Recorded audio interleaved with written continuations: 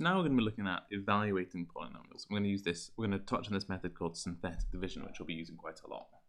But to start off with, if I said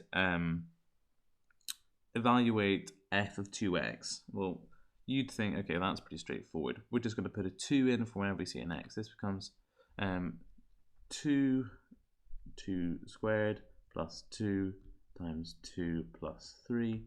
So 2 times 4 plus 4 plus 3 equals 8 plus 4 plus 3 plus 3. So equals 12 plus 3 equals 15. Okay. So that's one way of solving polynomials. That's called the nested form. What we're going to look at now is using another method called synthetic division. And what you do is you draw an L shape like this. I'll try and draw it a bit neater. Okay.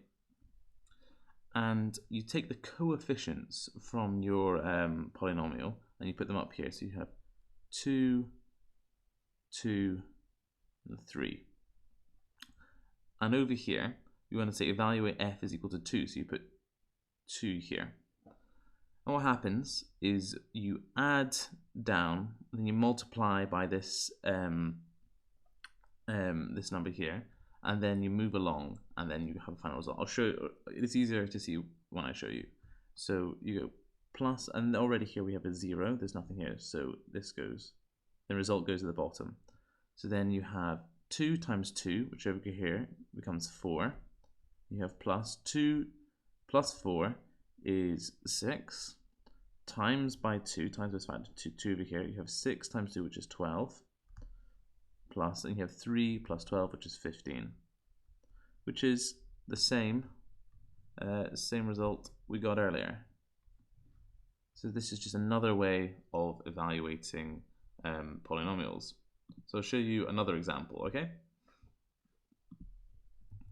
What about this expression here, g of x? Well, if we want to know, say, g equal to 1, so when g of 1, well, this is going to become, alright, so that g of 1 is equal to 2 times 1 to the power 4 plus 4 times 1 cubed plus 1 plus 3, so 2 plus 4 plus 1 plus 3. 2 and 4 is 6, and then 1 and 3 is 9. 6. No, 1 and 3 is 4 even.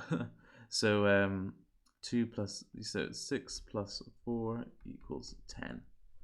Okay, but again, if we want to look at this using synthetic division, what would we do? I'll change the color just to make it clear. Okay. So what we're really doing is we've got these coefficients here. We've got x to the 4, x to the 3, x. Well, we don't have an x squared here. So what's going to happen here? We don't have an x squared term. We're going to put it in anyway. X squared, and then we have x, and then we have plus. Then we have x to the 1, and then we have x to the 0. So if we want to match up these coefficients here, how are we going to do that? Well, the first one is obviously 2. X to the 3 is 4. What about x squared? Well, 0 times x squared is just 0, which is basically what we have here. So the coefficient of the x squared term is 0. And then x to the 1 is just 1. And then x to the 0 is just 3. I'm going to go again using the 1 as our multiplier over here. So 2 plus 0 is 2, times 1 is 2, plus 4 is 6, times 1 is 6, plus nothing is 6. 6 plus nothing is 6, times 1 is 6, plus 1 is 7, 7 plus 3 is 10. So we're getting the same answer as before, as evaluating it this way. Now you might be thinking, why do it differently if you already have a way to do it? Well, basically this becomes, when we're trying to find factors and remainders, this actually method becomes a lot more helpful, and this method can very quickly get quite confusing.